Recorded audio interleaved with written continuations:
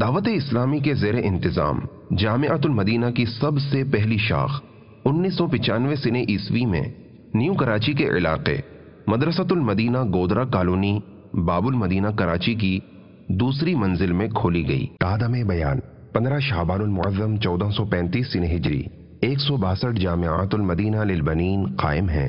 ان کے ذریعے کم و بیش 10,916 طلبہ اسلامی بھائیوں کو حسب ضرورت قیام و طعام کی سہولتوں کے ساتھ درس نظامی یعنی عالم کورس، اور یوں ہی جامعات المدینہ للبنات یعنی اسلامی بہنوں کے جامعات کی تعداد 184 ہے، جس میں تقریباً 8,516 اسلامی بہنوں کو عالمہ کورس کی مفت تعلیم دی جاتی ہے۔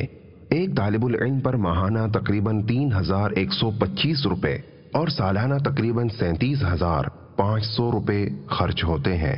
جامعۃ المدینہ سے سند فراغت حاصل کرنے والے خوش نصیبوں کے نام کے ساتھ مدنی لکھا اور بولا جاتا ہے۔